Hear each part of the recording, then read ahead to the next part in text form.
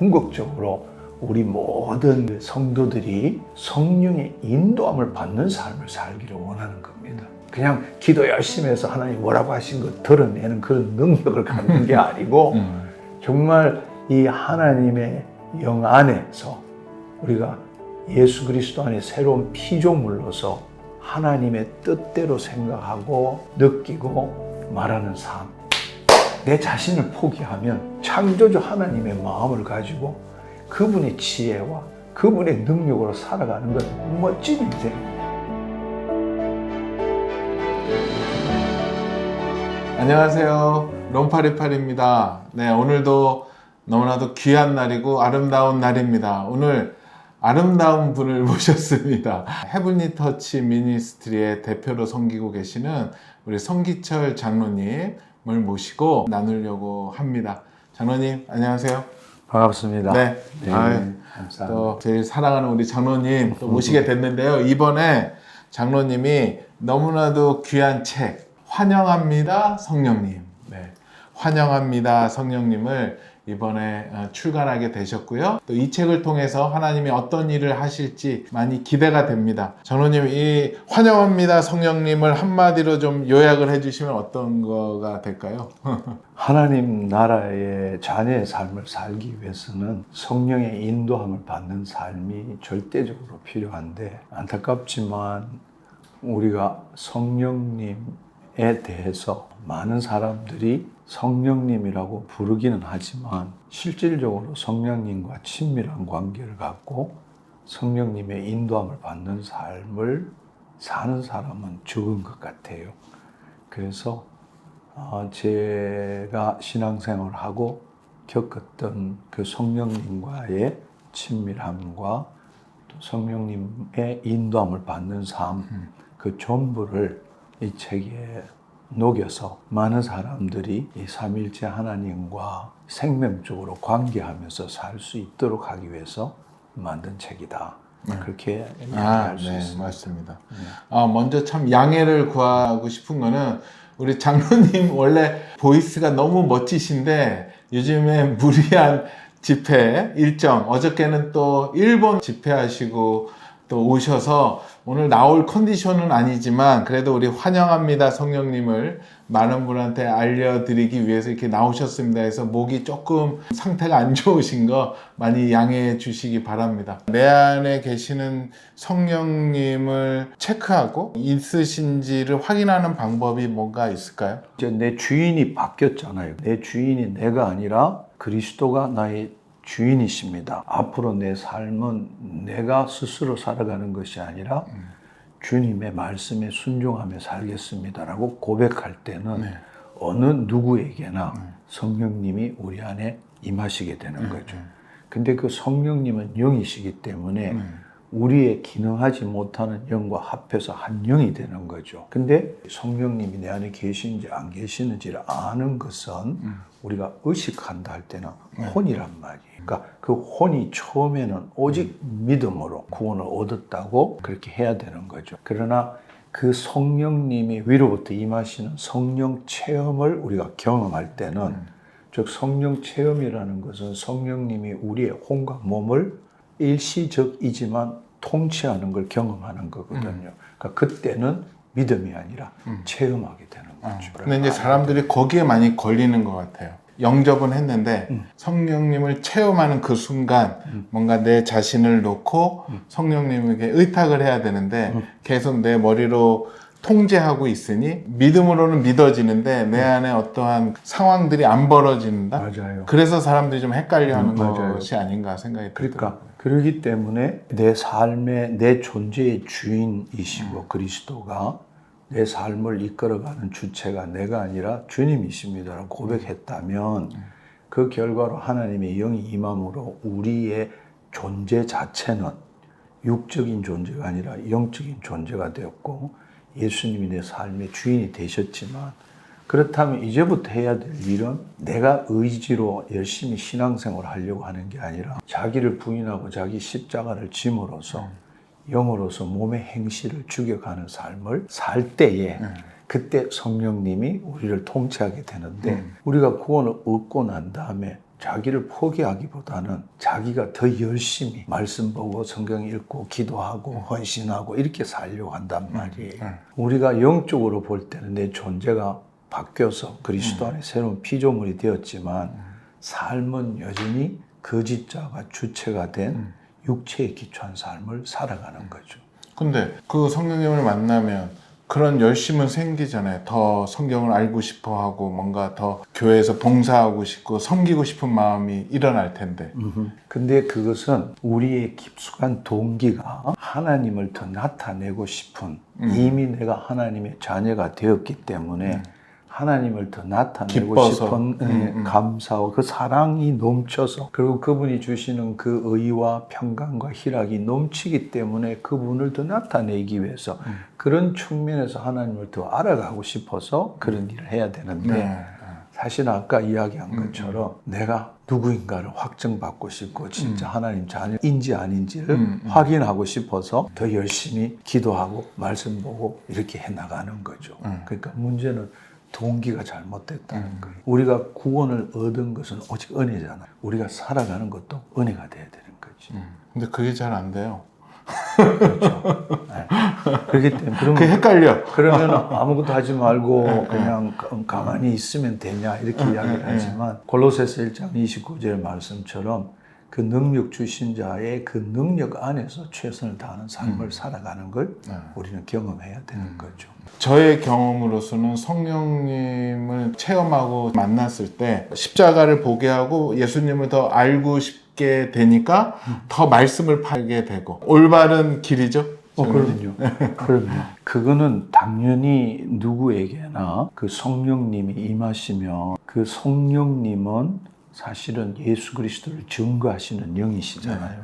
근데 예수 그리스도가 말씀이시잖아요. 그러니까 당연히 그 성령님께서는 그 예수 그리스도를 증거하기 위해서 말씀을 보게 하시고 우리는 또 말씀을 사랑하게 되는 거죠. 그런데 그 말씀을 우리가 볼 때에 성령의 인도함을 받게 되면 그 말씀은 영이고 생명이 되지만 사실은 그 성령님이 우리에게 그런 마음을 주더라도 내 이성에 기초해서 이 말씀을 우리가 보게 되면 그는 지식과 정보밖에 안 되는 거예요. 그걸 어떻게 그럼 구분할 수 있느냐?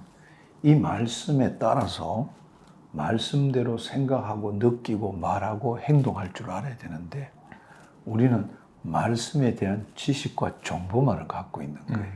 실제 삶은 내가 해오던 방식대로 살면서 머리에 말씀에 대한 지식은 점점 많아지는 거죠.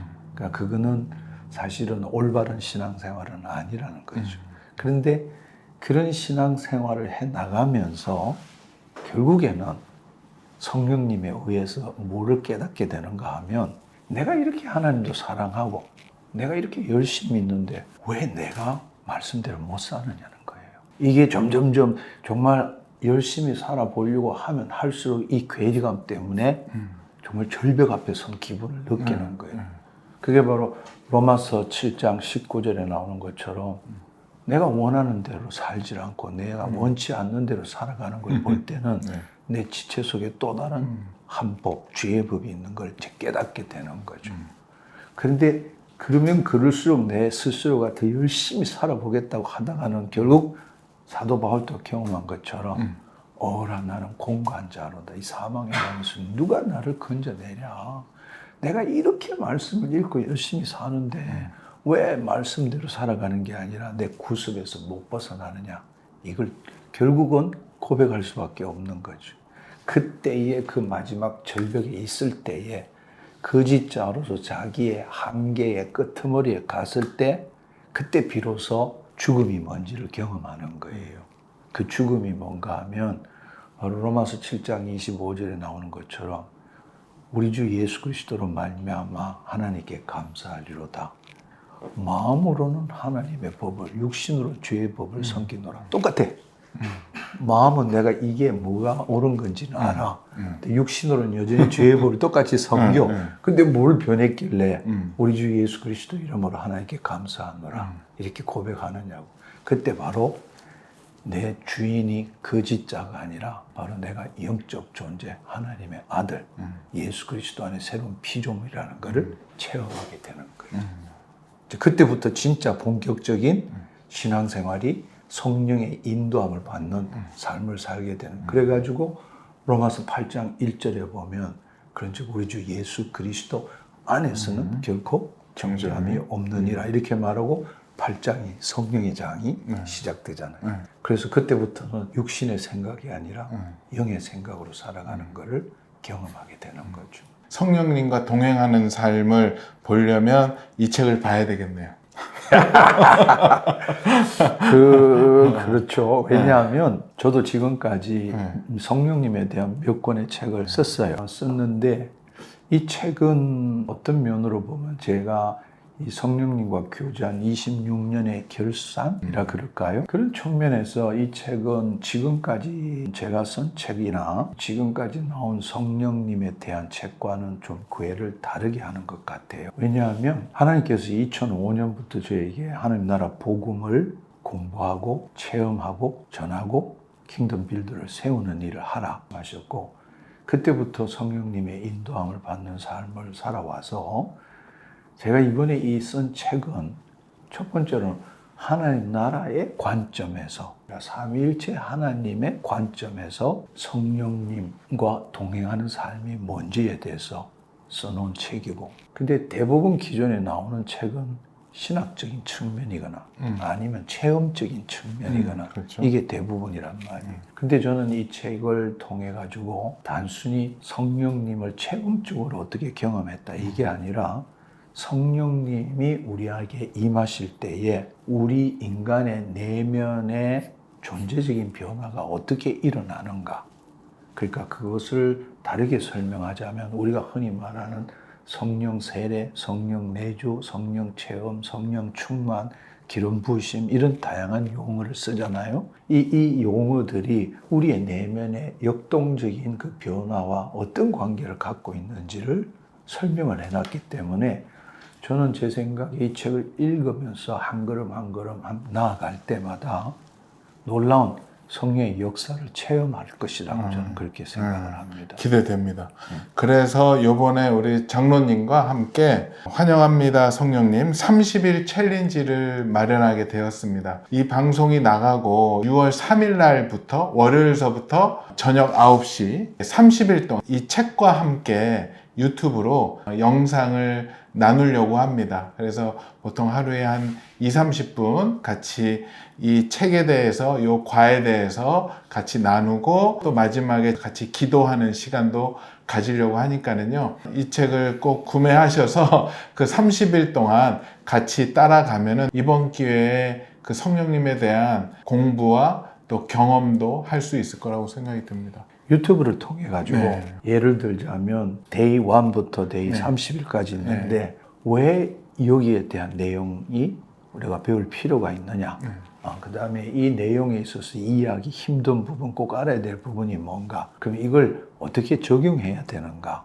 이런 이야기를 하게 되면 이 책을 읽고 그런 내용을 들으면 그야말로 1:1 멘토링? 새로운 시도죠. 그 30일 하고 나면 저도 장로님처럼 이 치유의 은사 기도를 할 수 있을까요? 물론 가능하죠. 그런데 은사라는 것은 구하라고 했지만 성경에서 구하라는 것은 하나님께서는 우리를 창조하실 때 각자마다 소명을 주셨거든요. 그러니까 우리가 인생을 살아간다는 것은 그 살아가면서 많은 경험들을 해나가면서 하나님이 나한테 주신 그 소명이 뭔지를 발견하고 그 소명에 따라서 하나님이 주신 그 비전을 향해서 그 목적을 가지고 살아가며 그 데스티니를 향해서 가는 게 인생이거든요. 그러니까 각자마다 소명이 틀리는 거예요. 그러니까 그 소명을 이루기 위해서 필요한 게 은사인데 내가 보니까 예언이 좋고 치유가 좋아, 나도 그런 거 갖고 싶어, 그렇게 해서는 얻을 수는 없습니다. 은사 아무리 달래도 주시는 분이 하나님이시기 때문에 열심히 달라고 해도 뭐 안 되는 건 안 되는 거잖아요. 그렇죠. 그런 은사적인 면도 이 안에서 또 설명이 있으시죠? 그럼요. 하나님은 다 은혜의 선물로서 우리 각자에게 은사를 주셨습니다. 그래서 그 우리가 먼저 소명을 알게 되면 하나님께서는 그 소명을 통해서 그분의 창조 목적을 이루어 가시기를 원하니까 그 소명을 발견하고 그 소명대로 살면은 놀랍게도 그 일을 이루기 위한 은사들이 자신의 삶에서 나타나는 걸 경험할 수 있어요. 그럼 아까도 잠깐 얘기해 주셨지만 은사의 개념을 다시 한번 좀 풀어주시면 어떨까요? 이 은사라는 것은 은혜의 선물이고 은사의 종류는 다양하죠. 근데 이제 성경의 기초에서 보면 직분적인 은사가 있고 사역적인 은사가 있고 또 우리가 말하는 초월적 은사가 있죠.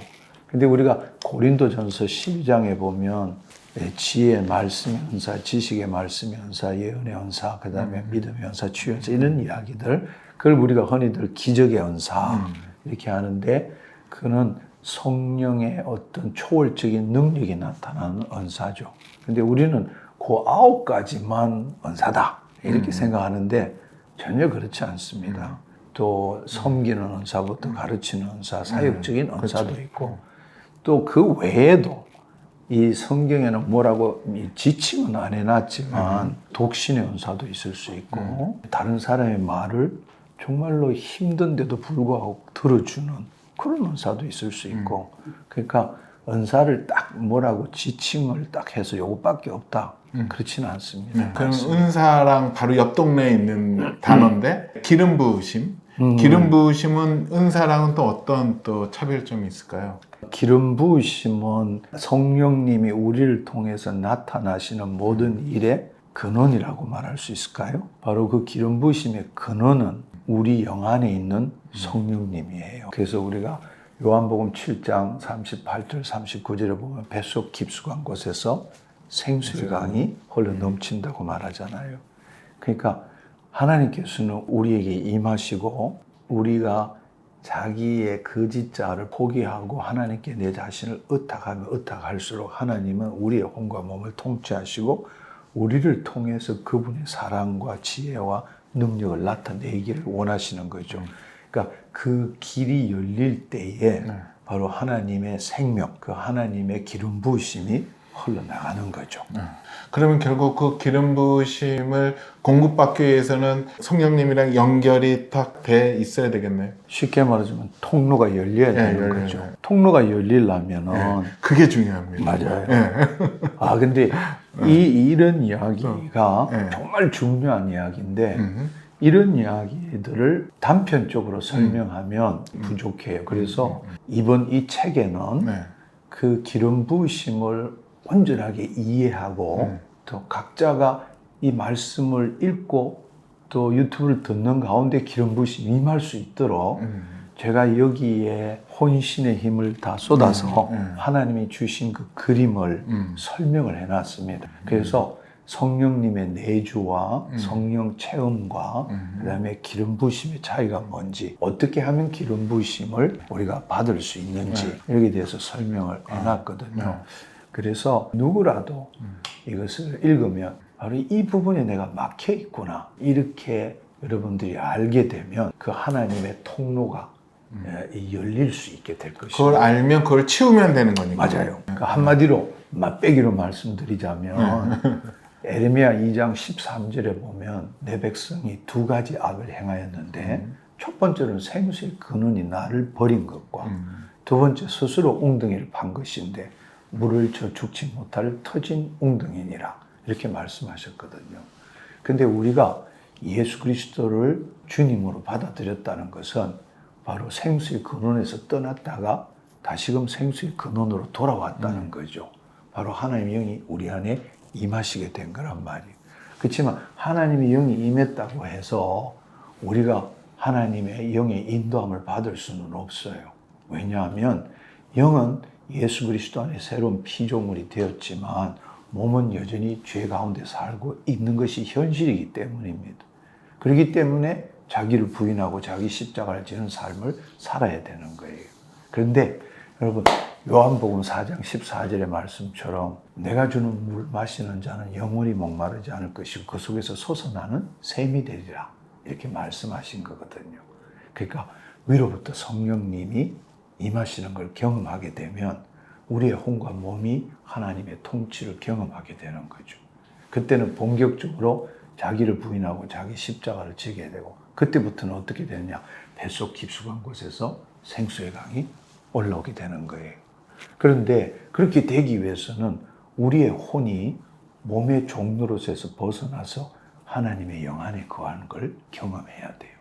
두 번째로는 우리의 이 몸, 특별히 우리의 하트, 심중 안에 상처나 썬뿌리 같은 쓰레기가 있으면 하나님의 생수가 흐르지 못하는 거죠. 그러니까 지금 이야기한 혼이 하나님의 영 안에 거하는 것, 우리의 몸 안에 있는 상처와 썬뿌리들을 제거하게 되면 바로 그 통로가 열리게 되고 기름 부으심이 흘러가게 되는 거죠. 근데 우리는 옛날에 사고방식으로 산에 가서 나무뿌리 뽑도록 기도해야 되고 외쳐야 되고, 그건 아니에요. 전혀 그렇지 않아요. 여기에 이제 또 이 내용 가운데 성령님의 인도하심을 받기를 어떻게 훈련해야 하나요? 라는 그 질문 가운데 우리가 깨달아야 할 진리는 다음과 같습니다. 물과 성령으로 거듭난 하나님의 자녀인 우리에게 성령님이 임하셔서 우리의 혼과 몸을 통치하시면 혼이 하나님의 영 안에 거하게 되고, 그때 하나님의 말씀이 성령님을 통하여 심중에 부어진다는 것입니다. 결국은 저도 그 통치권의 싸움이 되더라고요. 장로님은 어떻게 그렇게 확 녹게 되셨어요? 아니요, 지금도 저도 매일 싸우죠. 아, 매일 싸우나요? 그럼요. 저도 매일 생겼는데 매일 싸워도 되는 거죠?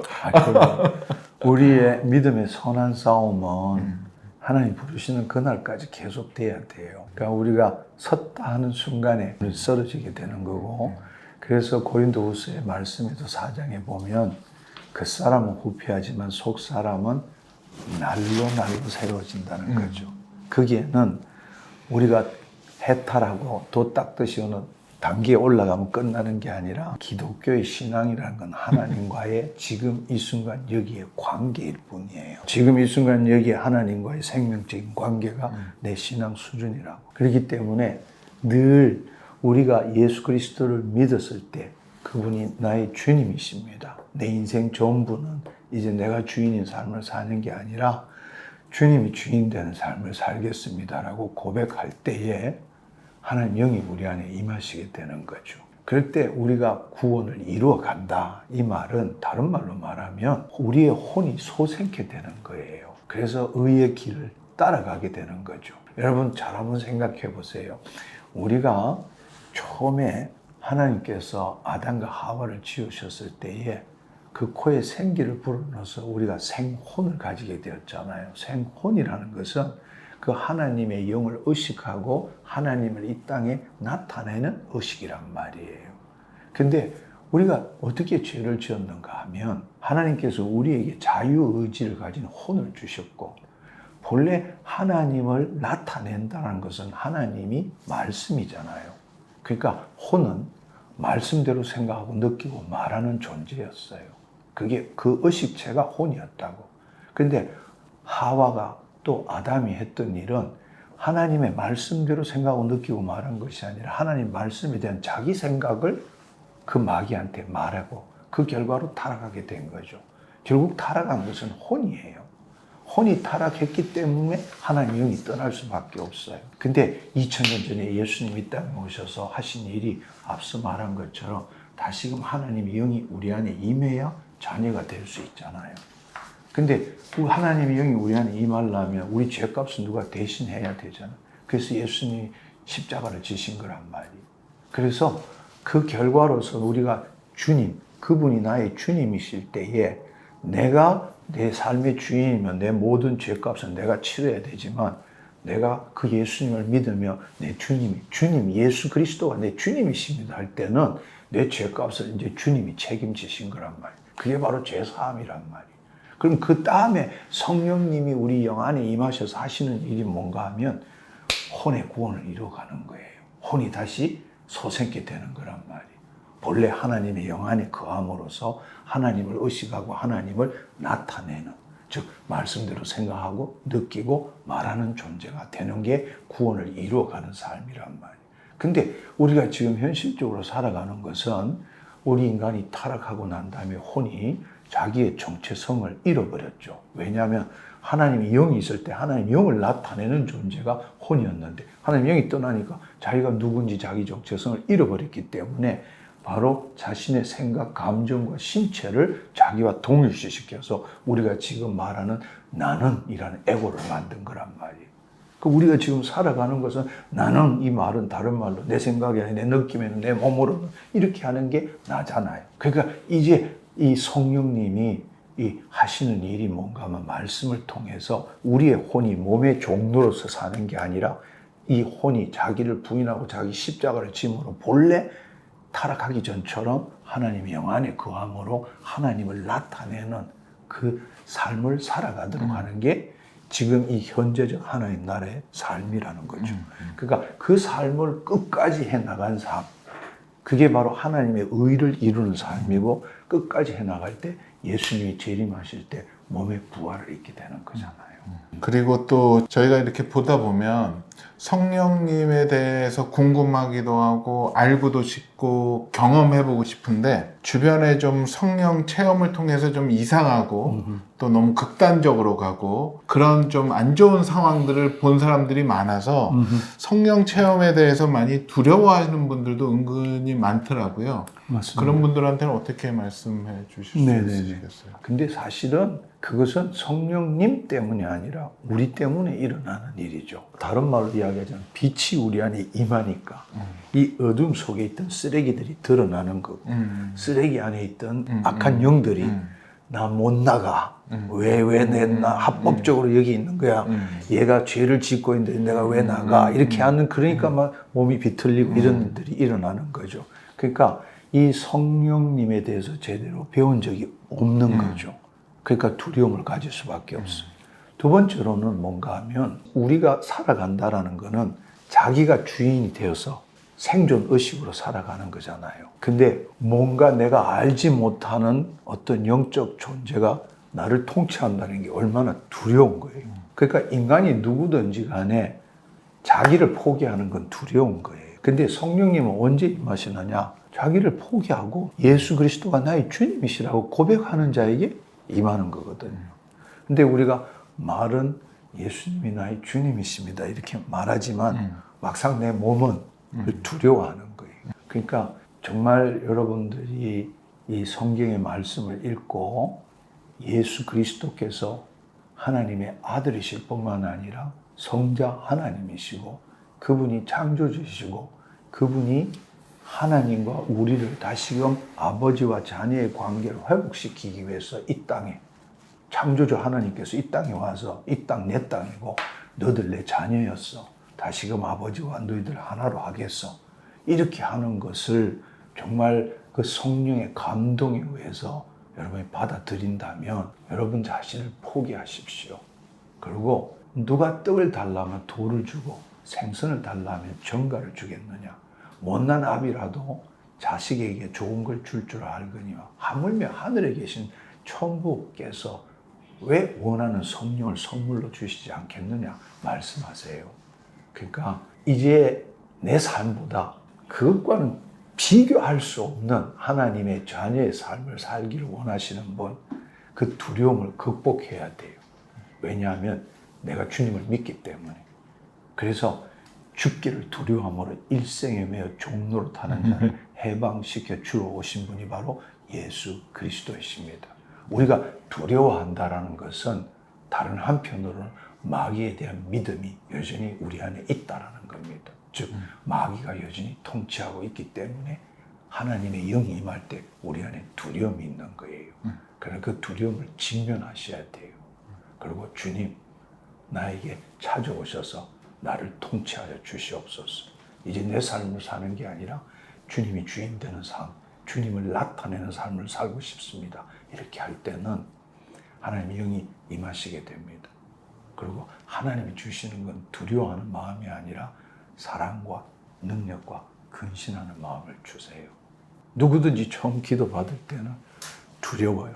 그래서 기도 받는 거 보면 손깍지를 끼고 몸을 이렇게 하고 고개를 숙여요. 주님 못 들어옵니다. 난 죄인입니다. 못 들어옵니다. 그렇지만 너희 몸이 하나님 성령 하나님 계시는 성전인지 알지 못하느냐. 너희 것이 아니라 피값 주고 산 자 되었으므로 너희 몸으로 하나님께 영광 올려 드릴지어다. 이 말씀을 기억해 보십시오. 그분에게 내 전부를 드려보십시오. 그렇게 하고 이 책을 읽고 또 유튜브로 제가 여러분에게 드리는 말씀을 시청할 때도 단지 지식으로 듣지 마시고 정말 그분에게 내 자신을 드리는 마음으로 들어보십시오. 그 순간에 여러분 성령 체험을 하게 될 겁니다. 여러분도 알지 못하는 가운데 눈물이 나기 흐르고 콧물이 나기 시작하고 내 이성으로는 이게 뭐야? 이해할 수 없는 일이 일어나기 시작합니다. 바로 성령님이 여러분의 혼과 몸을 통치할 때 일어난 일입니다. 저는 제일 좋았던 거는 예수님의 마음이 어느 순간에 이제 저 안으로 들어오는 게 성령님이 안에 계시니까 그 창으로 모든 것을 보게 되는, 그래서 그 창으로 말씀을 보고 사람을 대할 때 예전에는 사랑해야지 결심해서 했는데 이제는 사랑의 마음이 생기기도 하고 긍휼한 마음이 이제는 자동으로 생겨지는 것 같더라고요. 저는 그게 가장 행복해진 것 같아요. 성령님을 만나면서. 맞아요. 제 경험을 말씀을 드리자면 점점점 더 가면 갈수록 늘 그 주바락이라고 말하죠. 그죠? 그러니까 내 혼이 지금 어디에 있느냐. 이게 사실은 삶의 전부인 것 같아요. 그러니까 하나님의 임재 의식이 없을 때가 가장 두려워지는 거죠. 무슨 일을 하든 어느 곳에 있든 간에 과거에는 그 현상이나 일에 대한 내 생각, 감정, 그거에 내 혼이 초점을 뒀다면 이제는 그 혼이 몸의 종로에서 벗어나서 그 하나님의 영 안에 거하는 것이 내 전부가 되는 거죠. 그래서 거기에서 조금이라도 벗어나게 되면 하나님의 임재를 못 느끼게 되는 거죠. 그러니까 그게 두려워지는 거예요. 그래서 나는 그런 의미에서 사도 바울이 갈라디아서 6장 14절에 보면 그 혼이 하나님의 영 안에 거할 때에 내가 세상에 대해서 십자가에 못 박히고 또 세상이 나에게 대해서도 십자가에 못 박혔다라는 말. 그러니까 세상이 나에게 어떤 영향도 못 주고 내 자신도 세상에서 이생의 자랑, 육신의 정욕, 안목의 정욕 전혀 끌려나가지 않는 상태. 그게 바로 하나님 나라의 삶이라는 거예요. 여러분들이 이 책을 정말로 제가 읽기를 간절히 소망하는 이유는 많은 사람들이 하나님 나라 이야기를 하지만 사실은 실질적으로 하나님 나라의 삶을 어떻게 살아야 되는지에 대한 것은 누구도 보여주지 못해요. 근데 왜냐? 하나님 나라는 성령 하나님 없이는 하나님 나라의 삶을 살 수가 없거든요. 하나님으로부터 오는 그 생명 없이는 어떻게 하나님의 통치함을 받을 수 있겠어요? 근데 정말 놀라운 사실은 하나님 나라는 침노해야 된다고 그랬어요. 예수님이. 마태복음 11장 11절, 누가복음 16장 16절에 보면 침노하고 침노한 자는 더 많은 걸 빼앗게 된다고 말씀하셨어요. 근데 우리가 생각할 때는 하나님 나라 이러면 이 땅에 임한 하나님 나라, 아니면 죽고 난 다음에 천당 어디 가는 하나님 나라고 생각했는데 예수님은 하나님 나라가 왔다 이렇게 말씀하시고 그 나라로 침노하라, 침노한 자를 빼앗는다. 이게 무슨 이야기야 이렇게 생각하잖아요. 근데 그 부분은 설명을 안 해요. 더더구나 하나님 나라는 눈에 볼 수 있는 것도 아니고 여기 있다 저기 있다 말 못해. 하나님 나라는 너희 안에 있느니라 말씀하셨어요. 그리고 예수님께서 하나님 나라에 대해서 비유적으로 말씀을 많이 하셨죠. 좋은 땅, 밭에 대한 이야기를 하신 거예요. 바로 하나님 나라는 우리 심중 안에 있다고. 하나님의 통치가 어디서 일어나느냐? 바로 우리의 혼이 하나님의 영 안에 있을 때 하나님께서 우리의 혼을 통해서 그분의 생명의 말씀을 우리의 심중에 기록해 주는 거예요.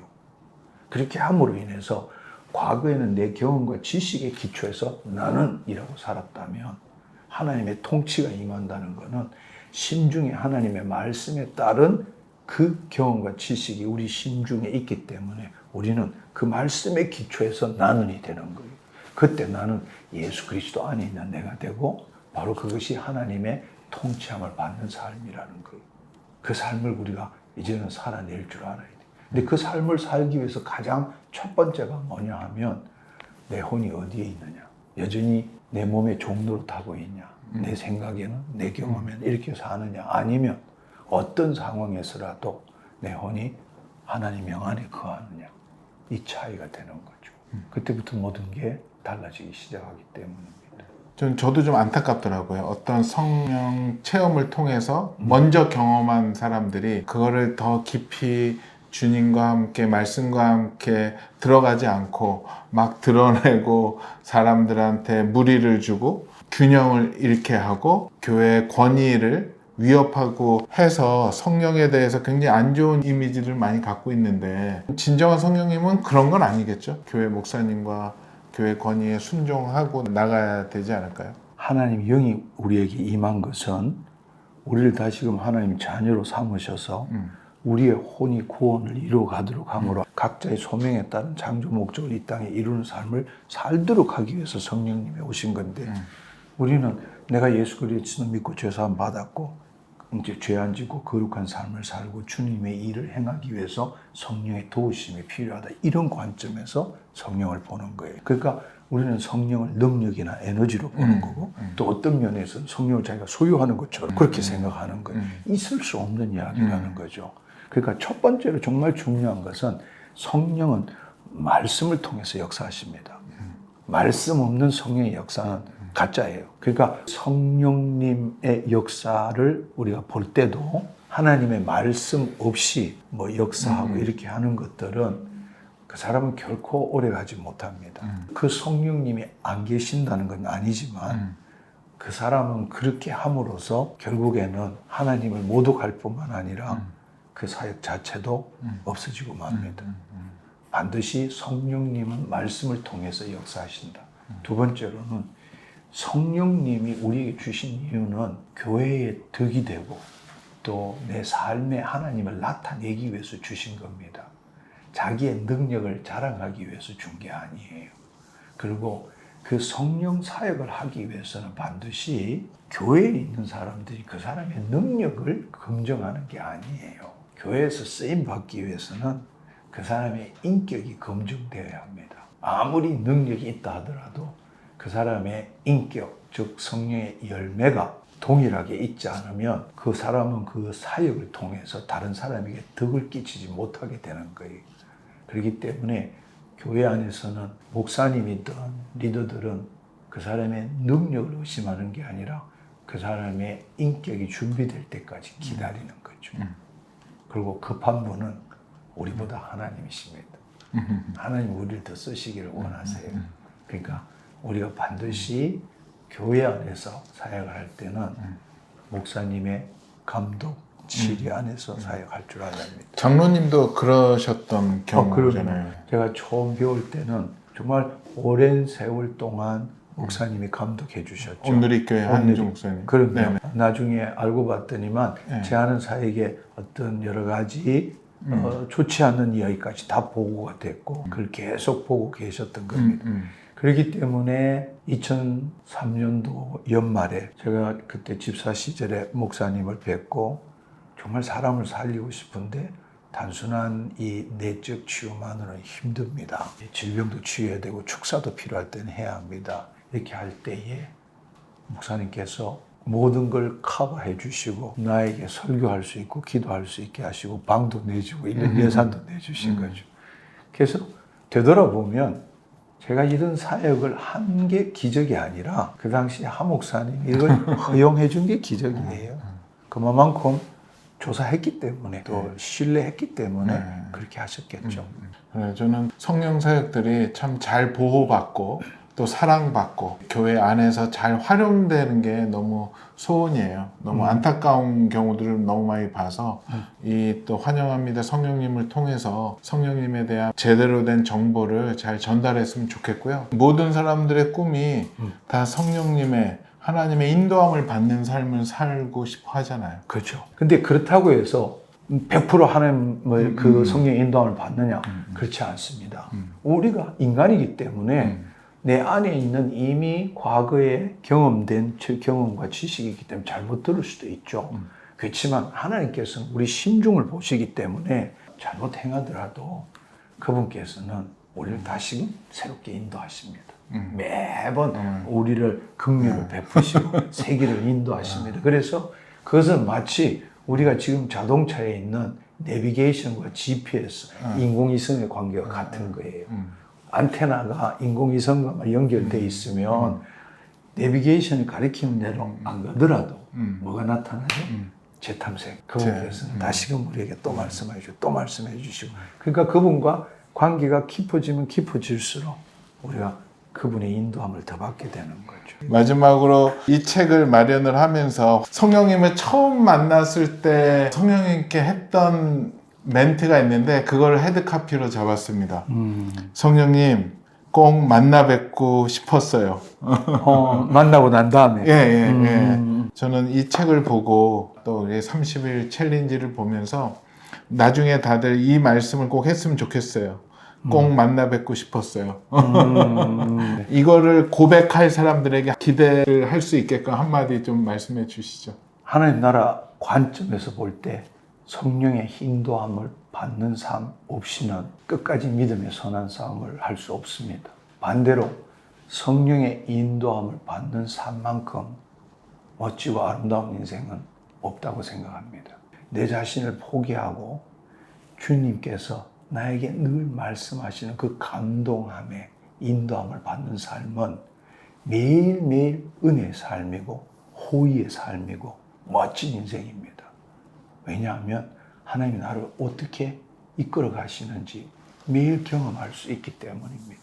이 우주를 만드신 창조주 하나님 안에서 그분께서 원하시는 삶을 따라가면서 살아낸다라는 것만큼 아름다운 삶은 없습니다. 어차피 살아가면서 육신으로는 고통과 괴로움을 우리가 겪고 있지만 내 혼이 하나님 영 안에 붙들릴 때는 그 성령 안에서 의와 평강과 희락을 우리는 누리게 됩니다. 사실 알고 보면 우리가 지금 생각하고 일하는 매일 일, 만남, 시간, 재정, 건강, 가정생활, 직장생활, 교회생활, 사회생활 열심히 하는 이유가 뭡니까? 사실은 우리의 혼이 본래 하나님으로부터 주어진 내생적인 감정을 누리고 싶기 때문입니다. 그걸 한마디로 말하자면 행복이죠. 우리 모두가 지금 열심히 살아가는 이유는 결국에는 내 혼이 만족감, 영원한 만족감, 행복을 누리기 위해서예요. 근데 인간이 스스로 자존자로 살아가면서 영원한 행복은 없습니다. 그렇기 때문에 끊임없이 우리는 결핍과 부족 때문에 욕구로 채우는 인생을 살아가는 거죠. 근데 우리가 하나님 앞으로 돌아갈 때 바로 하나님께서 우리를 지으셨을 때 그 주신 내재적 감정이 바로 사랑과 의와 평강과 희락이고 그것은 끊임없이 주어진다는 겁니다. 그걸 여러분들이 누리며 사는 삶을 살았으면 좋겠습니다. 할렐루야. 아멘. 마지막 기도해 주시고 마치겠습니다. 주님 감사합니다. 또 하나님께서 오늘 은혜를 베푸셔서 하나님 환영합니다. 성령님을 귀장해서 또 함께 나눌 수 있게 해주셔서 감사합니다.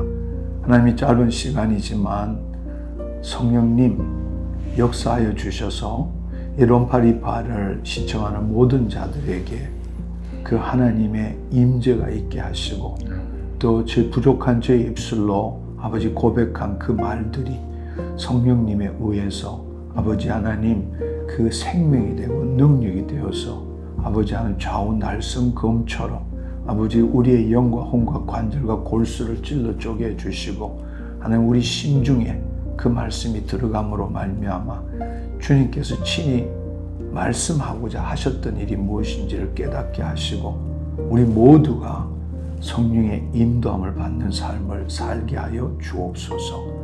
주님 간절히 사모하고 원합니다. 단순히 아버지 하나님 이 책을 아버지 하나님 사람들이 알리는 것이 아니라 모든 주의 자녀들이 아버지 각자의 삶터에서 자신의 아버지 하나님 그 삶터의 일상삶 평범한 일상 삶에서 하나님의 사랑과 지혜와 능력을 나타내는 삶을 살기를 원합니다. 우리는 그동안에 늘 부흥이라면 교회 부흥만을 생각해 왔습니다. 그러나 이 마지막 때에는 하나님 바로 각자의 삶터에서 일어나는 일터 부흥입니다. 각자가 살아가는 그곳에서 아버지 하나님이 친히 개입하시고 기름 부어주셔서 역사하시는 일터 부흥이 일어나는 시대가 바로 이 시대입니다. 주님, 이 책을 통해서 그 일터 부흥이 일어나는데 쓰임 받게 하여 주옵소서. 주님 감사합니다. 우리와 함께 해주셔서 감사합니다. 하나님, 이 책을 통해서 말씀과 성령과 삶이 일치되는 신앙생활을 하게 하여 주옵소서. 혼자가 아니라 우리 서로 함께 사랑하며 섬기며 변해가는 삶을 살게 하여 주옵소서. 또한 각자 일터에 하나님의 부흥이 일어나므로 나의 하루가 아니라 하나님의 하루가 되는 삶을 살게 하여 주옵소서. 주님께서 그렇게 해 주시니 감사합니다. 홀로 영광 받아 주옵소서. 감사드리옵고 예수님의 이름으로 기도드립니다. 아멘. 아멘.